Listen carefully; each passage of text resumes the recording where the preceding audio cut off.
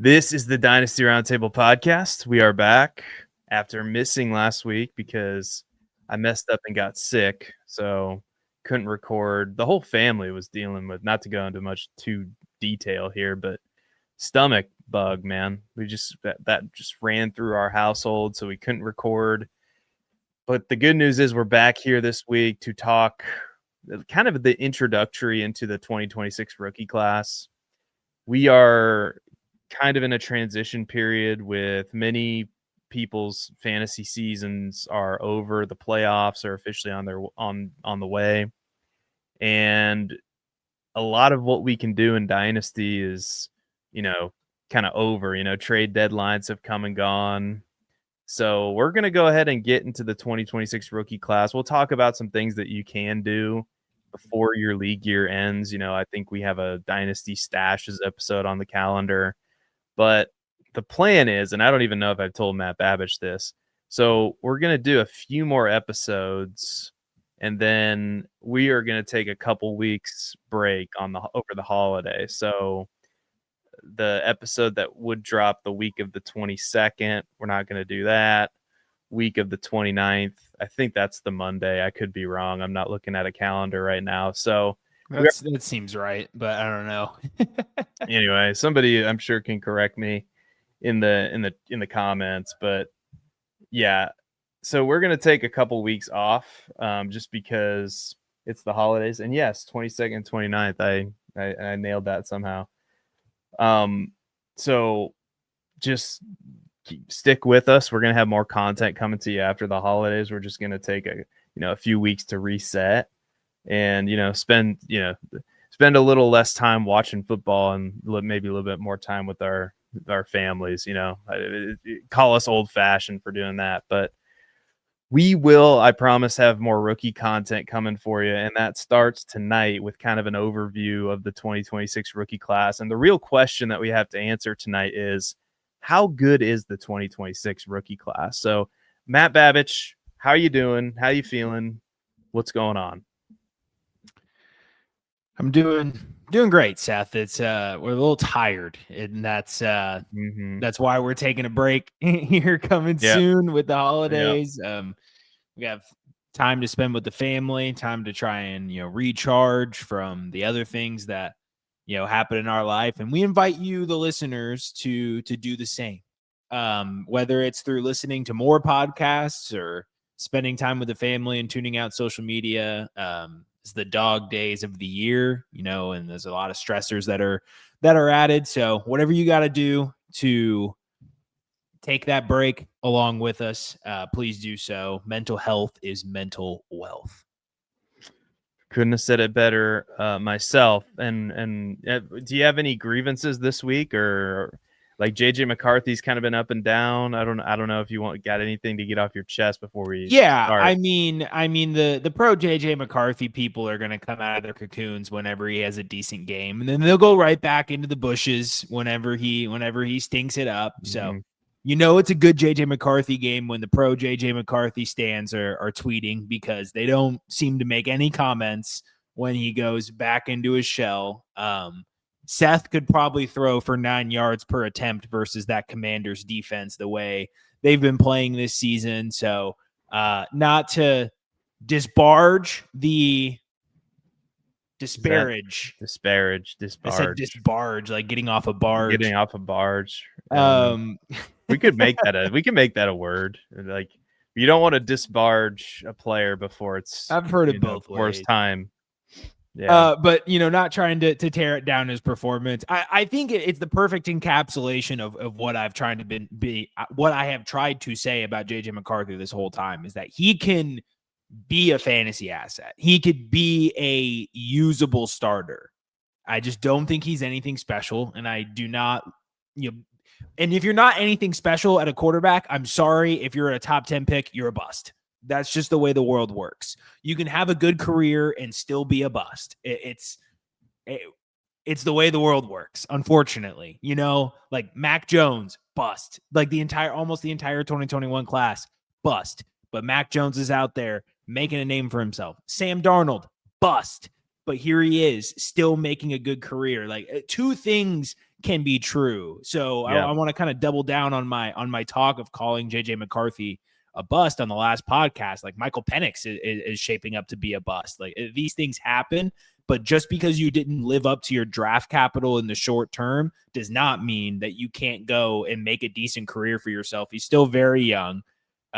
This is probably the first time he's ever really had to work a real passing offense at the next level, to where he didn't really have to do the things that you have to do at the NFL level at Michigan. So just like I said with Caleb, right, there is time for JJ McCarthy. I probably went a little too off the rails talking about selling him at his Dynasty. I got maybe a little too high on my own supply there for a little bit. So I'll admit that. But as of right now, yeah, I mean, I think he's a bust, but he still has that potential there. So there's still things that, hey, Anthony, if Anthony Richardson didn't get those facial injuries, he could have like what in. I feel bad not only for Daniel Jones in this scenario. I know I rapidly changed topics, but I also feel bad for Anthony Richardson because you suffer an, I believe it was an orbital bone fracture, and what they described. That was like week 1 or something, week 2. Like it was a weird surprise inactive. I remember because we were preparing for the start sit live stream at Fantasy Pros, and we got that news like right before kickoff. I think it happened. It was like described in as pregame serious or something. Facial injuries, and it clearly with something that has yet to be healed. Like something very serious happened, and from my estimation, what I've seen, it doesn't even look likely that he would come back before the end of the season. So hence the Phillip Rivers and all this stuff that's been happening. But man, Anthony Richardson, with playoffs on the line, the best the Colts have looked in a while, the best supporting cast even in terms of coaching and chemistry and the way this offense is gelling, probably the best situation to step back into since Anthony Richardson has joined the Colts. And because of a freak accident early on in the year, he's not going to get that opportunity. So that's it's Riley Leonard. Terrible for Dynasty in terms of Daniel Jones and his value, and it's terrible for two real humans who are missing out on real opportunity. I suppose it's good for Riley Leonard, but come on. Yeah, I think you made a good point when you talked about the Sam Darnolds and hell, even the Baker Mayfields of the world. These quarterbacks that have high draft capital, I think we all know, a lot of times they go to a real shit situation. Sam Darnold with the Jets, I'm seeing goes to the Panthers, which I don't know why he thought that would be a good idea. And now he's went with, Kevin O'Connell and the Minnesota Vikings, and now he's with Seattle, Clint Kubiak, JSN. They have Cooper Kupp. They have a really good team, and it's just amazing what happens when you put a talented guy in a good situation. And same can be said for Baker Mayfield getting drafted by the Cleveland Browns. I think if you take chances in Dynasty, this is the lesson that we have to learn on the quarterbacks that the guys in your league say, oh, that guy sucks, he's a bust, because everybody tries to rush out to give that take, right? Everybody wants to be first in line, especially in this day and age. I want to be the first one that tweets out Baker Mayfield's a bust. But you can kind of play, would it be karate or jujitsu? I think it's jujitsu. What's the one where you use the other person's momentum against them? I don't know. No clue. All right, that one. Let us know in the comments. But I think you can do that in Dynasty, and you can say, okay, if you think that Baker Mayfield sucks, he's the number 1 overall pick, I'll take a chance on him in my Dynasty team at rock bottom prices. And as a way of transitioning us into our topic tonight, the 2026 rookie class, we're going to start with quarterback. And all I've heard all offseason is this class isn't that good, blah, blah, blah. And the quarterback position, as we know, is king in Superflex. And so it's always where I start my scouting process. And ironically, the guy at the top of the list, he's one of the only ones in the top 5 I haven't watched. But watching Dante Moore, watching Fernando Mendoza from Indiana, watching, a guy that I really like, Jaden Mayava from USC, John Mateer, like these guys in the right situation I think could be good, capable NFL quarterbacks. Like they all have this, like a lot of these guys are mobile. Like Jaden Mayava, there was a lot of screen passes that I saw in the games that I watched, a lot of design stuff, a lot of just one read, rip it, grip it, and rip it. But he's mobile. He's got a cannon. He's big. He's like 6'4", 230. That's about how big Mahomes is. I mean, there's a lot to work with there. I just think and I know it's a cliche at this point, but the right situation is going to matter. And then I thought, well, gosh, there's a lot of these guys that, I kind of like, and I kind of rattled off a bunch of them there. Like two of my guys right now, like Jaden Mayava and John Mateer are kind of like I don't know if you'd call them under the radar, but my guys that I like that aren't at the top of the list of, NFL prospects right now. I started listing off the names, and this is on the show sheet. So just like either these teams need a quarterback or maybe they might be interested in a quarterback. Like obviously the Jets, the Steelers, the Raiders. I think those three teams are going to be interested in a quarterback in the AFC. Los Angeles Rams, that could be a good situation if they want to get Stafford's replacement. Arizona Cardinals are probably going to be looking for a quarterback. And then all these other maybes, Miami Dolphins, Cleveland Browns, Indianapolis Colts. I think you got to throw them in there now with Daniel Jones's injury. He was on a short-term deal anyway. They could be looking for a quarterback. Minnesota Vikings, I doubt it. I bet they stick with J.J. McCarthy, but you never know. And then Carolina Panthers and New Orleans Saints. So you got what?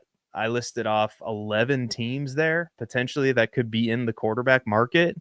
So especially, I mean, you look at the Rams, that to me, that would be the perfect scenario for any one of these quarterbacks. Like, and they have an early pick too, thanks to the Atlanta Falcons. So if they wanted to, they could go get whoever they want in this class. I mean, package those picks, trade up, whatever. If Sean McVay finds somebody he likes, I mean, this could be the year to do it. So I don't know. Take this wherever you want to go. I kind of listed off some of my guys that I like. Mayava, Mateer would be two. I don't know if they're at the top of my list right now. It's a little bit too early for rankings. I know there's some rankings out there. Rankings will come. But Matt Babich, as you watch college football this year, what's your impression of this quarterback class? So I think they might be a victim of their own hype. And what I mean by that is I think we came into this class forward looking, thinking that the quarterbacks were going to be the strength of this class. And then as the year went on and expectation, and then they didn't live up to that expectation that was set before them. Granted, for good reason, the class started falling out of the graces a little bit. And I think we've seen some rises in some other positions, like the receiver position, particularly looking really solid here for this class. But when I look at the board and I see the prospects and I watch the prospects, I think the main overall problem from these prospects is a lack of being able to put something together over multiple seasons and particularly show growth throughout that time, the progression, right? Getting more efficient, being more productive. Now, I think the quarterback with the highest ceiling, and in my mind, probably the QB1, even though I think it might be absurd to say that from some people's point of view after what's happened this season, is Lenora Sellers. And I don't think that he even declares after this season that he's had. Heard this on a different podcast, and someone said this, and just, I hope he transfers, not for South Carolina and their fans, but for Lenora Sellers, because you look at that offense, South Carolina is just, they have a Mack truck at quarterback, and then they're surrounded by a bunch of Tonkas. And it's not panning out. And here's a big reason why I don't really care about college pressure to sack rate. And everyone's, the analytics people are commenting on, his 25% pressure to sack ratio. He's getting pressured incredibly quickly. And he doesn't have receivers that are separating and enough to and up to that par. And he's made a lot out of a little there at South Carolina. I think if he stays another year, and transfers to a better program, he's the unquestioned 101 in the 2027 draft. Arch Manning is also on this list, and there's no shot that he declares as of right now. They kind of went into this saying that he was going to have multiple years. I don't think the ceiling of Arch is comparable to the ceiling of Lenore Sellers in terms of both a fantasy asset and a quarterback. That's just my stance there as of right now. Overall, I like a lot of quarterbacks in this class. I really like Ty Simpson. I think he's very pro ready in terms of the mental aspect of the game, and he has a sneaky rushing upside. And Dante Moore has shown a lot of grit throughout his tenure, transferring to Oregon and taking, again, being a victim of his own hype, came in as a very highly touted high school prospect, came in, didn't necessarily live up to that hype, but learned under Dylan Gabriel in Oregon and went on the road against Penn State and in the whiteout and was unfazed. And I think that's a underrated takeaway from someone like that. Nussmeier, there's positives. Maeva, positives. Mateer, positives. There's even some positives with Cade Klubnik. I don't love him. I don't love Sam Levitt either. But you listed all those teams that need a quarterback. It's easy to imagine we get to a point in this 2026 class when we say, whoa. This many quarterbacks are going to be going to potential situations where they have room. And my final thought here is we think of the dynasty market, it's cyclical, but it's also reactive. It feeds off of the most recent information it has, and it generally overcorrects. And what was the most recent data point that we had? We had Jackson Dart in round 2, who was overlooked a lot in rookie drafts. We had Tyler Shuck, who was overlooked in rookie drafts. We even have, Dylan Gabriel and Shadur Sanders aren't necessarily great. Shadur's way better than Dylan Gabriel, by the way. I capitulated a lot, but I was right overall on Shadur Sanders, so I want that on the record. But even those two at their current cost, or their rookie cost in Superflex drafts, it was pennies on the dollar, and all of these people have become viable throughout this season. So I think we see an overcorrection to that where we don't let those guys get to the end of the 5th round. We don't let a Tyler Shuck get to the 3rd round in Superflex draft. So I think we see a little bit of a correction there, knowing that a lot of these guys with decent draft capital or bad situations, bad by meaning not a lot of quarterback talent in the room, they're going to have shots to play. And in Superflex, I don't know how many times we're going to have to learn this lesson before the collective figures it out. But quarterbacks, it's a merry-go-round. And the richest team in Superflex is likely the one with the most quarterbacks. Yeah, and I think, that's where the value is going to be in this class. I really do. I think that there's going to be some quarterbacks that, maybe they fall to the later part of the 1st round or maybe even the 2nd round. But I think they're going to get opportunities. Some of these guys like Fernando Mendoza. I don't know if I mentioned him or not. Like you mentioned Ty Simpson, Dante Moore, Arch Manning. Probably, I think it's pretty much clear at this point. We aren't 100% sure. Obviously, he's probably going back to Texas. He can't come out after that year. No, like Lenore Sellers, probably not, right? But some of these other options, like Sam Levitt, who knows if he's going to come out or not. A lot of uncertainty, but Diego Pavia. Yeah, so there's so many names here. I think it's going to be up to the NFL team to kind of choose their flavor. You know what I mean? Like, and I do think that the Los Angeles Rams with those 2 first-round picks, that's very interesting, and that's a hell of a landing spot for a quarterback. So I think we're gonna get 1 to 2 viable starters out of this group. I don't know how you feel about it, but I actually kind of like this group, and I think it's deep. I don't know if there's a superstar at the top, in the way that we thought about Caleb Williams or Drake May when they were coming out.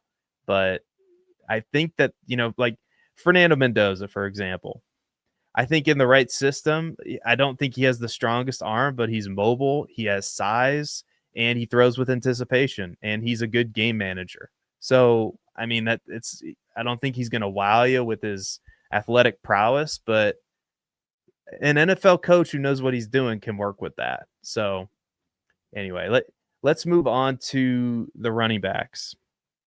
And the running backs that potentially are available.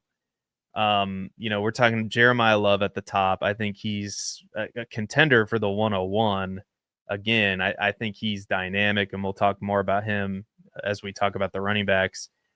But Jonah Coleman, pretty clear number 2 right now, I think. And then you have guys like Nicholas Singleton, Justice Haynes from Michigan, Katron Allen from Penn State, Jadarian Price also from Notre Dame. We could go on down the list. Maybe the guy with the best name, Hollywood Smothers, from Western Kentucky. Is that what I'm seeing here? And then, we can name off some other names too. Damon Claiborne from Wake Forest. But my general impression of the running backs is, man, top heavy with Jeremiah Love. And Jeremiah Love's the only guy that I've really dove deep into, because I watched him play and I'm like, I gotta see if this is legit here. And I think Jeremiah Love's legit. I think if you have an early pick, I prefer quarterback, but he does have the potential to be a superstar, in my opinion. So more work to be done, but I'm very, very high on Jeremiah Love as of right now. The other guy that I like probably more than most is Nicholas Singleton. I thought he might come out last year. So when I was prepping for last year's draft, I really liked what I saw. Katron Allen, same story. I mean, there's other names that I think could be okay, but all in all, I don't think that this is the running back class that we saw last year for sure. And I don't think it's nearly as deep as maybe some people think. But I do think there's some really nice options at the top, especially with Jeremiah Love. What are your thoughts? I'm not in love with the overall depth of the running back position in this class. I think it falls off relatively quickly in terms of people that I think can handle a significant workload in the NFL and that are going to be thought of as really highly touted prospects. I think this is something that might change as I dive more into the film. I feel like running back is probably the hardest to kind of casually watch and take away a lot from, especially when you have, guys like Singleton and Katron Allen, who are both talented, but kind of cannibalize each other's touches. When you watch Jeremiah Love, I mean, sometimes the obvious is the obvious, but when you have a back that's getting 20-something touches a game and is a home run hitter, it's a little bit easier to turn on the TV and see it and be like, whoa, okay, like there's something here. When you're watching a guy like Singleton or like, honestly, like a guy like a Caleb Johnson, back in the day, where like you're grinding out a lot of 6 to 8 yard touches, and the mechanisms that go into that, such as the vision, reading the play, breaking tackles, a lot of that isn't as evident for the running back position until you dig into that. So that's my long way of saying that, I'm going to put an asterisk next to this when I say I don't think it's deep yet. Dynasty players are always going to find the stashes that they love, and it doesn't matter what the draft class looks like. We're going to be saying this is a sneaky deep draft class here in about 2 months, because we're going to turn on the film. We're going to love almost everybody, and that's why the NFL is so hard to come accustomed to. But second thing, if anyone says that they would have put Jeremiah Love in the Ashton Genty tier last year, just know that they're a liar, and they think that you're stupid. Because that's not true. That's not true. We weren't doing that. It's just the way that it is. We can have revisionist history on whatever happened to Ashton Genty, but let's not pretend that we were not talking about him like one of the greatest running back prospects that we've ever seen. I don't know if Jeremiah Love deserves that type of praise. I think he would have been firmly in the Hampton tier. But this guy has it all, likely a first-round pick, probably my 101 in all formats, almost certainly my 101 in all formats as of right now. Would you agree? Yeah, he would be, if you made me pick right today, he would be it. He would be the 101. Although you could make a case for Jordan Tyson or Malachi Lemon. I think, I don't know if you'd take a quarterback at 101. Nobody really stands out. Like, I don't know, Ty Simpson. I don't know if that's your guy, or, like according to a lot of different mock drafts that I'm looking at, Fernando Mendoza could be the first quarterback off the board. Ty Simpson could be the first quarterback off the board. Dante Moore could be the first quarterback off the board. Like, you'll never catch me drafting no Hoosier. No, geez. Here we go. The funny thing is, I would absolutely tank a dynasty decision to not have a Hoosier potential national champion on my team. If he wins a national championship, there's no shot I'm ever gonna have any Fernando Mendoza in dynasty. Yeah, who he kind of reminds me of is like a bigger, more mobile Mac Jones. It's kind of what he reminds me of. You know what's funny? What? I was calling him. I was hate watching the Big Ten championship. And I said, you're letting Gen Z Mac Jones dice you up. That was the comment I was making to my TV. So it's funny that you also had that observation. I mean, he's big. He's bigger than a lot of people give him credit for. He's like 6'5", Mendoza, 6'5", 225. So big and mobile. And again, I don't think he has the strongest arm, but I think we were talking about running backs. But anyway, should we move on? That's how bad the running back. That's how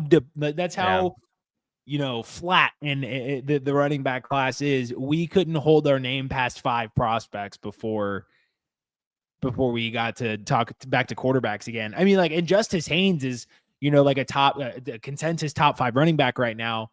And I just don't love that. There's not a lot of backs that have like 3-down capability in this class, in my opinion. Granted, there's some context that I'm going to have to dive into, but on the surface, there's just not a lot of these running backs catch passes. We have like a lot of mix of, 2-down backs and like 3rd down satellite backs in this class. We don't have a lot of people that can bridge that gap. And that's why, to me, the position is so boring, because like, it's just, you're not going to score a lot of fantasy points if you're getting 12 to 15 carries a game and no targets. Yeah, I think we only have a couple, maybe 3 guys go in day 2. I think Love for sure. I think Jonah Coleman could sneak in there, and then it would be one of the Penn State guys. So that would be my prediction right now. But yeah, I agree with you. And then we know the day 3 guys it's kind of like shooting from the hip with them sometimes. Let's move on to wide receiver. And to me, this is a very clear 3 guys that are in my top 3 right now. That would be Jordan Tyson from Arizona State, Malachi Lemon from USC, and Carnell Tate from Ohio State would be in my top 3 of guys that have impressed me the most. I freaking love Malachi Lemon. I can already tell I'm going to be overweight on him, depending on obviously how everything shakes out. He kind of reminds me of Jordan Addison. I'm probably going to get accused of helmet scouting there, but after those guys, I'm not really sure. I think it's very similar to the running back position, to be honest with you. Like, Chris Brazel's interesting, but he's just not my type of prospect, to be honest with you. Denzel Boston's big, at 6'4", 209. Runs about a 4.5 ish is what they're projecting right now. The other USC wide receiver, from what I've seen, I'm not as impressed, not nearly as impressive with as I am with Malachi Lemon, but he's all right. But Elijah Sarrett is another guy from Indiana that I think's a gritty player. But I haven't really seen much this year at the wide receiver position that's, I go, I have to turn on the tape of that guy. But the 3 guys that I would throw out there are the 3 guys that I mentioned: Jordan Tyson, Malachi Lemon, Carnell Tate, and they're all probably going to be 1st-round rookie picks, probably, like, depending on what kind of mock drafts you're looking at right now. Like, I have one pulled up from CBS right now that has Tyson at pick 12. I'm scrolling Malachi Lemon at pick 20. And I don't know if Chris Bell they have going in the 1st round, which is interesting. But I don't know. How do you feel about this wide receiver position? Because obviously it's early days, but it's very similar. I think it's a little bit better than the running backs, but it leaves something to be desired as far as depth goes. Yeah, I think I have pretty much the same sentiment towards the running back class. I like this receiving class more That's for sure. I think it is deeper, but not again to where I'm like, whoa, look at this receiver class. Like this class as a whole, if you haven't caught on, is very opposite of last year, to where every single position group besides quarterbacks, we could find a lot of depth at the position, 10 guys that we can get excited about. I think there's probably 10 guys in this receiver class that we're going to be excited about when things start developing.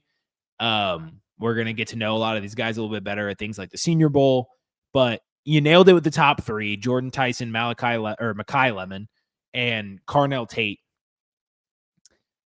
I think Carnell Tate might be my wide receiver one when I get my first official rankings out there. I think you're at a pro ready program. Like I know it's helmet scouting, but it's valid because we have enough proof now that Ohio State receivers right now, especially under Brian Hartline, they come out pro ready. And when a guy like Carnell Tate is able to sniff playing time and sniff opportunity, carve that out for himself amongst guys like Marvin Harrison Jr., Jeremiah Smith.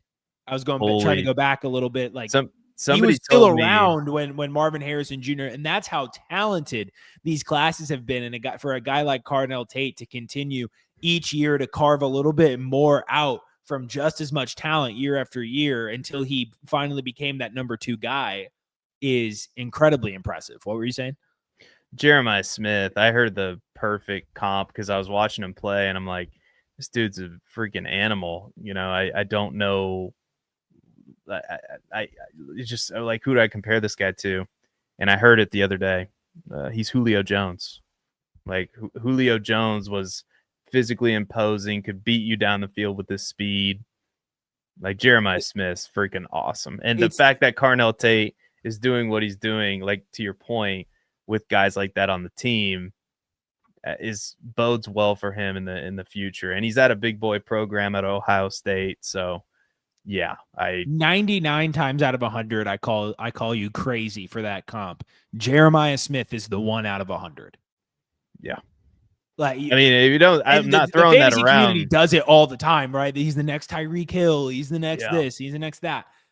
But there are very, very, very few instances where that is actually correct. And I do believe that Jeremiah Smith is that exception. I think he's incredible. But anyway, back to Carnell Tate. I see some similar concerns, and I do not compare him to Jackson Smith-Njigba as a prospect or as a receiver. But in the realm of one of his biggest scouting weaknesses being like athleticism, like impressive athleticism, right? 2 things to that. A, I've said this a billion times over the past 3 years. We are maneuvering towards a new game that where if you cannot do the technical things correctly, it does not matter what your athleticism is. And those who can do the technical things correctly do not have to be the most athletically gifted. Jackson Smith-Njigba was another one. A 4.57 40, suboptimal, was called, slow, long speed, lack of explosiveness, yada, yada, yada. If you turned on the TV at all on any Sunday this year, you know that all of that turned out to be wrong about Jackson Smith-Njigba. And I see similar traits in Carnell Tate where I feel like their 40s are going to come out relatively similarly, but the way he wins creates that vertical separation, not off of pure speed. And I think 40 time and real speed on the field are not always correlated. I have a whole rant that I'll probably get back into during combine time. But Darius Hayward Bay would like a word. About what? About how he was fast and bad. Oh. Well, he would say it wasn't bad, but yeah, to your point, Darius Hayward Bay, like speed isn't everything. And the Raiders went through a stretch there where that's all they cared about. Yeah. But anyway, zooming back out from Carnell Tate, I think there's a lot of other receivers here that are going to get a very heavy look from me. Denzel Boston has a lot of positive traits, although I do fear that he's more of a tall guy, run fast kind of guy. And I think there's a lot of where someone's Someone said he doesn't need to get separation normally because he creates separation vertically. And then in the same sentence was like, but yeah, he does need to refine his route tree and his route running a lot. It's like, okay, yeah, sounds like it's a problem. But he has a lot of positive traits as well. I just think he might be more of the archetype that leads me to think, oh, this might be more of a he's not as fast as Denzel Mims, but that type of archetype, right? Just this big guy who relies on Brian Edwards, honestly, might be the perfect comp, depending on what I see when I turn on the film. But he was a guy roughly the same height and speed as Denzel Boston, and he constantly won uncontested catch situations. And turns out when you get to the NFL level, you can't really rely on that because people are way better than they are in college.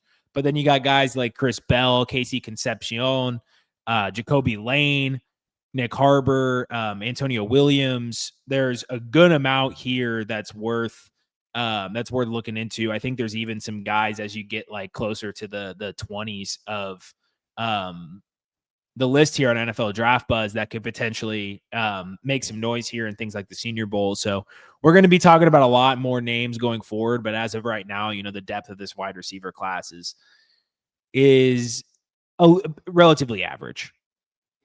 Yeah, and I have Brugler's top 50, and this hasn't been updated. It says November 11th on here, so he has Jordan Tyson as his wide receiver 1, Carnell Tate, both inside of his top 10 players, wide receiver 1 and 2. Then Makai Lemon's at 20, Denzel Boston's at 22, Casey Concepcion, he has Kevin Concepcion written here at 29. Jeremy Bernard is in here from Alabama at 33. And then I am scrolling. I think that's it. So he doesn't have who were we talking about? He doesn't even have Brazel in here, I don't think. Anyway. That seems yeah. But anyway, it's maybe I'm missing it. But the point is that he has what did I say? 5-6 wide receivers in that top 50. So I think that kind of goes to show you, like, I don't know. And we'll obviously it's early days. So I'm not outside of the top 3-4 guys. I'm not overly impressed with the depth of the class, but let's talk real briefly about tight ends, because there is one tight end that I think is pretty good, and that's Kenyon Sadiq from Oregon. And just about anywhere you look, he's the tight end 1, I think, as of right now. Brugler has him at 17 overall on his list of prospects, and I believe he's the only tight end inside of his top 50 right now. So that's kind of the guy. I mean, Kenyon Sadiq, I suppose in tight end premium leagues, depending on his draft capital, depending on the landing spot, he could sneak into the first round of your rookie draft, but it just kind of depends. Some other names that we probably should mention, Max Clare out of Ohio State, Eli Stowers, Joe from Vanderbilt, Joe Royer from Cincinnati, Jack Endries from Texas, and then we could go on down the list. Michael Trigg, Baylor, Justin Jolly. Is that Western Kentucky again? I can never recognize their emblem. Terrence Carter Jr. from Texas Tech, and Tanner Koziel from Houston, Oscar Delt from Georgia. But we're getting really far down the line there. So what are your thoughts on this tight end class? Because I think it's, pretty similar to, at least to me, to all the other positions that we've talked about, where Kenyon Sadiq, I think he's going to be a first round pick in the NFL draft. The rest of them, who knows? Maybe they sneak into the second round, but I don't think it's nearly as good as the tight end class last year. No, but the tight end class last year was a little bit of an outlier in terms of the talent pool there. So I kind of want to go back into the last couple of tight end classes and kind of revisit quickly the classes that we've been missing. So short sample just for time here, but the 2025 class, we had Warren, Loveland, Fannin, Arroyo and Mason Taylor are guys, and Terrence Ferguson are guys that got drafted high but haven't really done much yet. And then there was Aronde Gadsden. So relatively, you don't usually have 6 guys, 7 if you count Ferguson, who I think was on the outside looking in of that group, that you're getting really excited about from a tight end class. We go back to 2024. And it was Bowers, and then immediately Jatavian Sanders, Cade Stover, Ben Sinnott, Theo Johnson, Eric All. Like some of these guys, like Theo Johnson have turned out some games. Ben Sinnott has, some hope in Dynasty. But these weren't guys we were over the moon about by any means outside of Bowers. And then 2023, we had Michael Mayer, Darnell Washington, Dalton Kincaid, Luke Musgrave, Tucker Kraft, Sam Laporta. Ended up being a good class kind of looking back at it. But the top end being, Michael Mayer, Dalton Kincaid, Sam Laporta, based on kind of how the draft fell, that's pretty good, So it's relatively the same year in and year out. We just got more top end talent last year than we normally do. Max Clare, man, mistake for him to transfer to Ohio State, in my opinion, unless they win the championship and then, you go. Probably making more money there too. But in terms of stats, he wasn't always the best tight end on the field for Ohio State. And a lot of that was because of the type of offense they run. He went into an offense where he was going to have to be more of a power tight end and being able to block and be a little bit more versatile in the formations.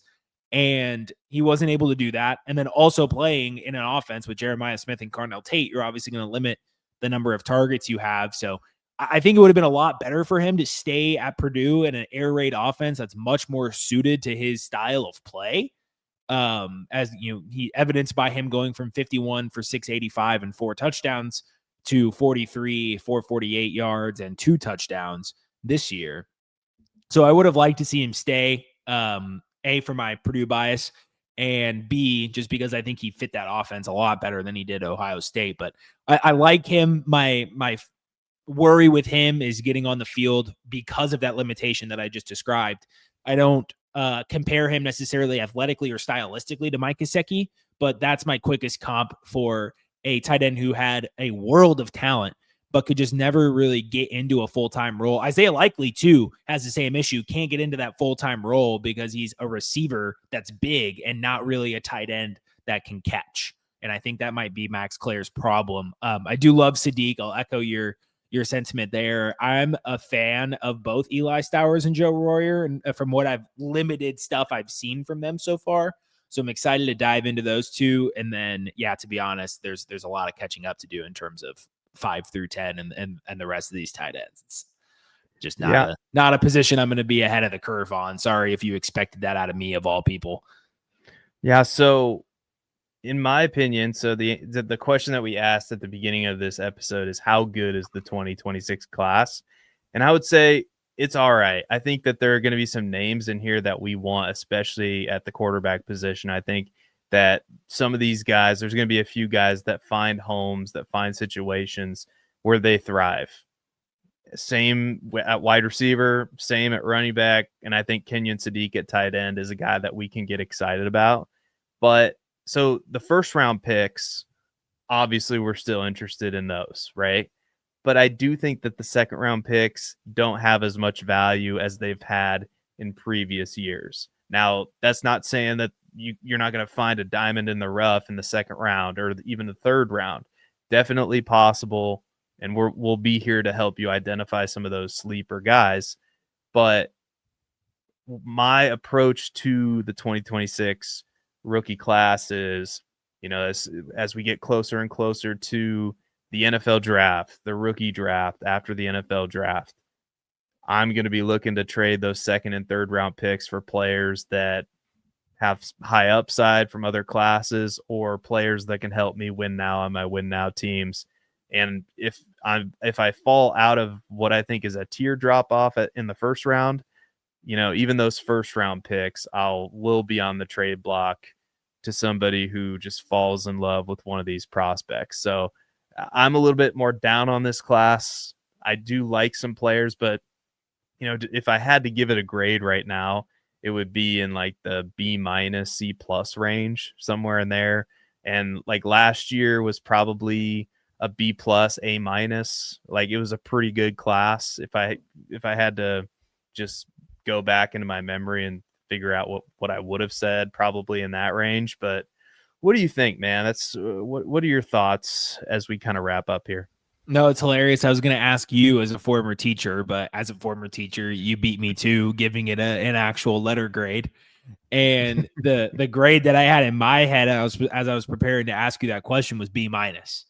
And I think we definitely would have said the class was an A minus. I think it ended up being more of a B plus because we have to kind of take what the NFL organizations thought into account as well. And while I do think, and we've discussed this before, that class was kind of a victim of its own supply and having such a high supply of talent that teams were continuously going to the scarcity and getting up those positions of need and saying, if we need to wait to the 7th round to get a Kyle Monungai, then we'll just do that. So we're going to have an opposite effect here, in my opinion, with this class, to where the scarcity is going to be more so towards the top end talent of these positions. And Seth, I think we might see 5 quarterbacks within the first 40 picks in the NFL draft. 45 picks. Certainly possible. I think we could see it. We'll I think see. we might see an unexpected amount of quarterbacks. Yeah, because I think that's that if I had to pick a position that I'm, obviously we talked about the good wide receivers at the top, Jeremiah Love, Kenyon Sadiq, but I think there's some depth at quarterback, like where there isn't much depth at other positions in the class. So the problem with that depth, though, is that we do not have the top end, like secure top end talent that we normally do. You normally head into this with a Drake May / Caleb Williams / Jaden Daniels, and you're like, these guys, that's our tier 1, lock it in. And then with the quarterbacks, especially if a guy like Sellers doesn't declare, you're like, okay, our tier 1, the tier 1 might end up being like 4 to 5 guys that are all an entire tier below the prospect talent that the 2024 quarterback class had. That was Caleb Williams and the Jaden Daniels, Drake May.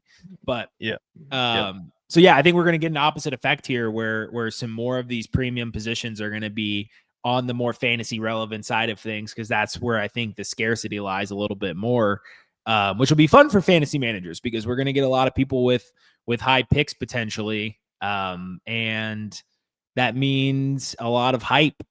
The more these names are on TV, the more your league mates are going to want to draft them. And if we end up saying, hey, they overdrafted this class, sell these picks, that's how you stay ahead of the game. So just even knowing kind of how this cycle works can work into your favor. If you still have trades open in your leagues, I'd be out trying to acquire 2nd round picks if I'm not in it right now, if at all possible. 2nd and 3rd round picks, wait for that cycle to build up and then trade for your next move. It's a great way to stay agile, especially if you are in a league that still allows trades and they become a little bit more favorable to those who are giving away talent.